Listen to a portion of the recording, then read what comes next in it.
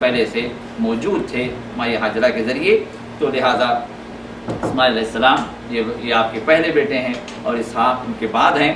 تو اب یہاں پر ابراہیم علیہ السلام نے جو وصیت کی اپنے بیٹوں کو، اسماعیل کو اور اسحاق کو، دونوں کو، کس بات کی وصیت کی؟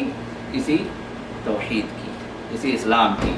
اور پھر اس کے بعد وہ یعقوب، یعنی اسحاق کے بعد یعقوب کا بھی اللہ نے ذکر کر دیا، اس لیے کہ جب اللہ تعالیٰ نے مائی سارہ کو جب اسحاق کی بشارت دی، تو اللہ تعالیٰ نے اسی وقت اسحاق کے ذریعے سے یعقوب کی بشارت دی تھی۔ قرآن کریم کے اندر سورہ ہود میں اللہ تعالیٰ نے ارشاد فرمایا کہ جب فضحکت فبشرناها باسحاق ومن وراء اسحاق یعقوب، ہم نے بشارت دی مائی سارہ کو، فبشرناہ باسحاق، اسحاق کی ہم نے بشارت دی، اور اسحاق کے ساتھ ہی ہم نے بشارت یہ بھی دی تھی کہ اسحاق کے بعد اسحاق کی اولاد میں کون ہوں گے؟ ومن وراء اسحاق یعقوب، ان کے بعد یعقوب کو ان کے پیچھے بھیجیں گے ان کے اولاد میں، اور وہ نبی ہوں گے۔ تو اسی وجہ سے اللہ تعالیٰ نے یہاں پر ابراہیم علیہ السلام کا ذکر کیا کہ انہوں نے اپنے بیٹوں کو وصیت کی اس بات کی کہ اللہ کی توحید پر قائم رہیں، تو وہیں پر اللہ نے فرمایا کہ بنی ہی و یعقوب کو بھی انہوں نے وصیت کی، جبکہ ابراہیم علیہ السلام نے یعقوب کو نہیں دیکھا، ابراہیم علیہ السلام نے یعقوب کو نہیں دیکھا، یعقوب تو اسحاق کے ذریعے سے آئے تھے۔ تو اب یہاں پر چونکہ ان دونوں کی بشارت ایک ساتھ ملی تھی، تو اللہ تعالیٰ نے یہاں پر وصیت کو بھی اللہ نے ایک ساتھ ذکر کیا۔ تو اب وصیت کیا تھی؟ یا بنی، اے میرے بیٹو، اور یا بنی کے اندر یعقوب بھی داخل ہے، کیونکہ یعقوب بیٹے نہیں، یعقوب کون ہے؟ پوتے ہیں۔ اسی وجہ سے پوتا جو بیٹے کے حکم میں ہے اور دادا باپ کے حکم میں ہے۔ اور میراث کے جو مسائل ہیں، وراثت کے جو مسائل ہیں، اس کے اندر ایک مسئلہ یہ بھی ہے کہ دادا اگر موجود ہے تو بھائیوں کو وراثت نہیں ملے گی، اس لیے کہ باپ کے حکم میں، باپ ہونے کی صورت میں بھائیوں کو وراثت نہیں ملتی، تو دادا ہونے کی صورت میں بھی یہ حکم ہے، اس لیے کہ دادا باپ کے حکم میں داخل ہے اور پوتا بیٹے کے حکم میں داخل ہے۔ تو اسی وجہ سے یا بنی، اے میرے بیٹو، ان اللہ اصطفیٰ لکم الدین، کہ بے شک اللہ تعالیٰ اختیار کیا ہے تمہارے لیے الدین، یہ کوئی اور دین نہیں، ایک ہی دین ہے۔ یعنی الف جو ہے تعریف کا، الدین معروف ہے، وہ ایک ہی دین ہے جو اللہ کے پاس قابل قبول ہے، وہ ہے دین اسلام۔ اب یہاں پر انٹرفیتھ جو ڈائلاگس جو چل رہے ہیں، تم بھی برابر ہم بھی برابر، تم لکم دینکم ولی دین، یا کہ تمہارے ہم اور ہمارے درمیان میں جو کچھ باتیں مشترک ہیں، چلو ہم اس کو لے کے جو ایک ساتھ چلتے ہیں، تم ہم کو تسلیم کر لو، ہم تم تسلیم کر دیں۔ اللہ کے پاس کوئی تسلیم نہیں ہے، اللہ کے پاس ایک ہی دین تسلیم، وہ ہے دین اسلام۔ جو اس پر آ گیا وہ کامیاب، جو اس سے ہٹ گیا وہ ناکام، سیدھی بات۔ یہاں پر جو ہے کوئی جو ہے مسالے والی بات نہیں ہے کہ جو ہے ان کو بھی لے کے چلو ان کو بھی لے کے چلو۔ تو اللہ تعالیٰ نے کھلے انداز میں بیان فرما دیا کہ ان اللہ اصطفیٰ لکم الدین، کہ بے شک اللہ نے تمہارے جو اختیار کیا ہے وہ صرف ایک ہی دین ہے، جو الدین ہے، جو دین اسلام ہے۔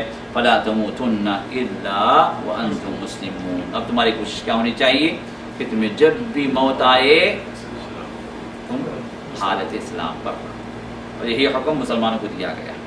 یہ وصیت کسی ابراہیم علیہ السلام کی، اور یہی وصیت اللہ نے مسلمانوں کو کی ہے۔ یا ایھا الذین آمنوا اتقوا اللہ حق تقاتہ ولا تموتن الا وانتم مسلمون، ایمان لانے والوں اللہ سے ڈرو جیسے کہ ڈرنے کا حق ہے، اور تمہیں موت نہ آئے مگر تم حالت اسلام پر رہو۔ اب موت آپ کو بول کر آئے گی، کب آ رہی؟ پوچھ کر آئے گی، ناک ڈور، دروازہ کھٹکھٹا کے آئے گی، کبھی بھی آئے گی۔ تو پھر مطلوب کیا ہے؟ ہر وقت ہم حالت اسلام پر رہیں، ہر وقت ہم اللہ کے مطیع فرما بردار رہیں، ہر وقت ہم موحد رہیں۔ یہ اساس ہے، یہ اساس ہے ہمارے عقیدے کے اندر۔ کبھی جو ہے شرک کی کوئی آمیزش نہ ہو، ہمارے ایمان کے اندر کبھی کوئی اللہ غیر اللہ کی کوئی عقیدہ غیر اللہ سے متعلق کوئی بات ہمارے دل کے اندر نہ آئے۔ کامل ایمان ہمارا رہے، توکل اللہ پر رہے، اور اللہ سے ہم جڑے رہیں، اللہ کی عبادت میں حد الامکان ہم لگے رہیں، اور جہاں نافرمانی ہو گئی، جہاں پر شیطان کا بہکاوا ہو گیا، آپ کے لیے توبہ کا دروازہ اللہ نے کھلا رکھا۔ یہ اللہ کی رحمت ہے، یہ اللہ کی رحمت ہے۔ استغفار کو اللہ نے ہمارے لیے ہمیشہ کے لیے، جب تک کہ موت کا غرغرہ انسان کو نہ لگے، اللہ نے توبہ کا دروازہ اپنی رحمت کا کھلا رکھا ہے کہ بندہ جب چاہے اللہ کے حضور رجوع کر لے، جب بھی گناہ کر لے اللہ کی طرف واپس ہو جائے۔ وہ رب رحیم و رب غفور، معاف کرنے کے لیے ہمیشہ تیار ہے، ہمیشہ تیار ہے، جب شرط ہے کہ بندہ واپس پلٹ کر آئے، بندہ واپس پلٹ کر آئے۔ تو لہٰذا حالت اسلام پر رہنے کی تاکید کی گئی، اور پھر اس کے بعد اللہ نے فرمایا ام کنتم شہداء، کیا تم وہاں پر حاضر تھے جب یعقوب کو موت آئی، تو یعقوب نے اپنے بیٹوں کو اب وصیت کی، ابراہیم نے اپنے بیٹوں کو وصیت کی، ہاں کس بات کی وصیت کی؟ اسی توحید کو، دین اسلام کی۔ اور پھر اس کے بعد سلسلہ چل رہا ہے، اب یعقوب علیہ السلام کا انتقال ہو رہا ہے، اب بستر مرگ پر ہیں، جانکنی کا عالم ہے۔ اب بیٹوں کو جو ہے میں تمہارے لیے یہ مال چھوڑ کر جا رہا ہوں، یہ بلڈنگ تمہاری ہے، ہاں اتنا بینک بیلنس ہے، یہ جو ہے یہ کھیت میں تمہارے لیے ہے، دنیا کی کوئی بات نہیں۔ اب یہاں پر غور کرنے کی بات یہ ہے کہ یہ وہ لوگ ہیں جن کو اللہ تعالیٰ نے اپنے قریب کیا، اپنے خاص بندے۔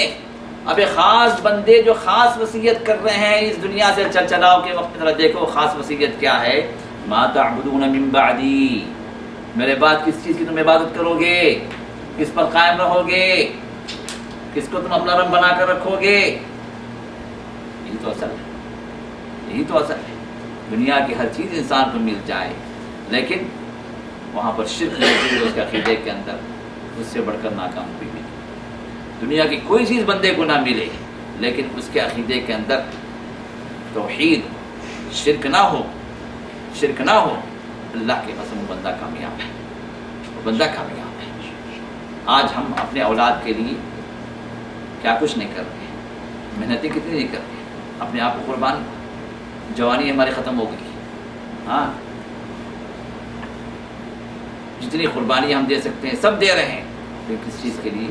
دنیا کے لیے، ان کو توحید پر لانے کے لیے، توحید کی تعلیم کے لیے، صحیح اسلام پر وہ قائم رکھنے کے لیے ہم نے کیا کیا؟ ذرا اس پر غور کریں۔ یہ وصیت جو ابراہیمی وصیت ہے، یہ وصیت جو یعقوبی وصیت ہے، یہ وصیت جو انبیاء کی وصیت ہے جو اپنے اولاد کو، ذرا اس پر ہم نے کتنا غور کیا، اور اپنے اعلی اولاد کو ہم نے کہاں تک اس کی تعلیم دی، ذرا اس پر ہم غور کریں۔ ابھی دیکھیے یہ کہہ رہے ہیں کہ ما تعبدون من بعدی، کہ میرے بعد تم کس چیز کی عبادت کرو گے، تو ان کی اولاد کہہ رہی ہے، ان کی اولاد کون ہے؟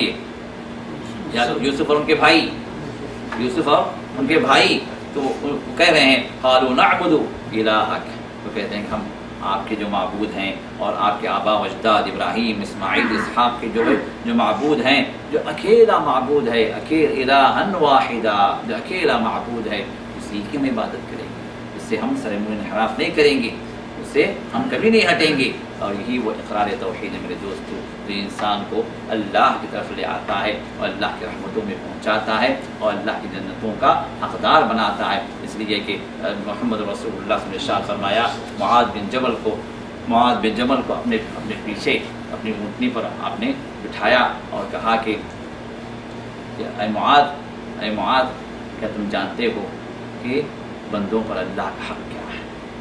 بندوں پر اللہ کا حق کیا ہے؟ معاذ بن جبل نے کہا کہ یا رسول اللہ صلی اللہ علیہ وسلم، اللہ اس کا رسول زیادہ بہتر جانتا ہے۔ تو آپ نے فرمایا کہ بندوں پر اللہ کا حق یہ ہے کہ اس کے ساتھ کسی کو شریک نہ کریں، اس کے ساتھ کسی کو شریک نہ کریں، توحید پر قائم رہیں، اس کے علاوہ اس کے ساتھ کسی کو نہ ملائیں، اس کی عبادت میں، رکوع میں، سجدے میں، نظر میں، نیاز میں، دعاؤں میں، منتوں میں، مرادوں میں، قربانیوں میں، مصیبت میں پکارنے میں، خوف کھانے میں، امید کرنے میں، صرف ایک اللہ اکیلا ہے۔ عبادت کی جتنی شکلیں ہیں اس میں آپ کے ساتھ کسی کو شریک نہیں، یہ اللہ کا حق ہے بندوں پر۔ پھر فرمایا معاذ، کیا تم جانتے ہو کہ بندوں کا حق اللہ پر کیا ہے؟ بندوں کا حق اللہ پر کیا ہے؟ معاذ نے کہا کہ یا رسول اللہ، اللہ اس کو زیادہ بہتر جانتا۔ تو فرمایا اگر بندے اللہ کے ساتھ کسی کو شریک نہ کریں تو اللہ حق اپنے اوپر یہ لیا ہے، ان بندوں کا حق اللہ نے اپنے اوپر یہ لیا ہے کہ ان بندوں کو جہنم میں نہ ڈالیں، ان بندوں کو جہنم میں نہ ڈالیں۔ تو اساس اور بنیاد یہی ہے کہ بندہ مشرک ہو کر نہ مرے، اس دنیا سے جاتے ہوئے وہ موحد بن کر چلے۔ اگر زندگی میں ادھر ادھر بھی نکلے تھے، در در کے ٹھوکریں بھی کھائے تھے، درگاہوں پہ سجدے بھی ہوئے تھے، اب کم از کم اللہ نے مہلت دی، یہ علم دیا، یہ موقع دیا کہ انسان توبہ کر لے اور اس شرک سے اپنے آپ کو بچا کر توحید کی طرف لے آئے۔ یہی وہ اصل اساس ہے، یہی وہ اصل بنیاد ہے جس کی بنیاد پر اللہ کی رحمتیں بندے پر نچھاور ہوتی ہیں، جس کی بنیاد پر اللہ اپنے رحمتوں میں بندوں کو داخل کرتے ہیں، جس کی بنیاد پر انسان کو اللہ اپنی جنتوں میں لے آتے ہیں۔ اور یہی وہ خصوصی وصیت ہے جو ان آیات کے اندر ان انبیاء کے ذریعے سے اللہ نے ہمیں عطا فرمائی۔ تو لہٰذا ذرا ہم بھی اپنے زندگیوں میں جھانک کر دیکھیں کہ اس وصیت توحید پر ہم کتنا عمل کر رہے ہیں، اور ہماری اولاد ہمارے بعد کتنا وہ عمل کرے گی، ان کی تعلیم کیا ہے، ان کی تربیت کیا ہے۔ اگر نہیں اس کی طرف ہم نے توجہ نہیں دی تو ابھی وقت ہے کہ ہم اس پر توجہ دیں، اپنی بیوی کو، اپنے بچے کو جہاں ہم آرام پہنچانا چاہتے ہیں، دنیا کی ہر فیسلٹی ہم اس کو دینا چاہ رہے ہیں، اچھی سے اچھی اعلیٰ تعلیم دینے کے لیے ہم جو اس پر کتنا خرچ کر رہے ہیں، اس کے آرام کے لیے ہم نے اپنے آپ کو تج دیا، اپنے آپ کو قربان کر دیا، اپنے آپ کو ہم نے نہ خون دیکھا نہ پسینہ دیکھا، خون پسینہ یہ کیا ہے، دھوپ اور چھاؤں ہم نے یہ کی ہے،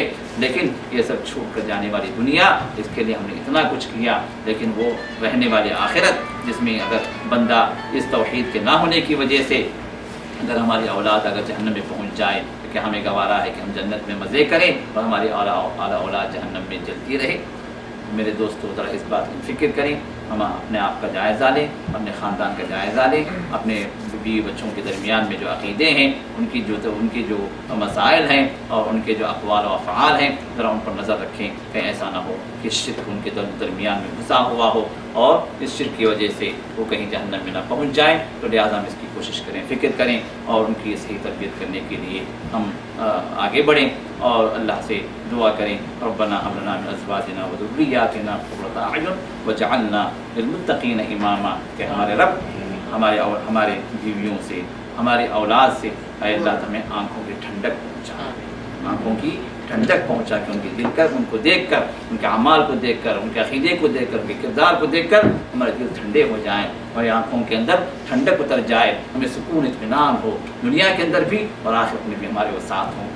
تو اللہ سے دعا ہے کہ اللہ تعالیٰ جس طرح یہاں جمع فرمایا ہے اسی بہتر انداز سے اپنے بیوی اور بچوں کے ساتھ، ہمیں عزیز و اقارب کے ساتھ اپنی جنتوں میں اللہ ہم سب کو جمع فرمائے۔ الحمدللہ رب العالمین۔ اللہ نے زمین سے کہا کہ خود سے تابع ہوتی یا قالت اتینا طائعین، تو انہوں نے کہا کہ ہم خود ہی رضا و رغبت تیرے تابع ہو جائیں گے۔ سورہ حمیم سجدہ کیا ہے؟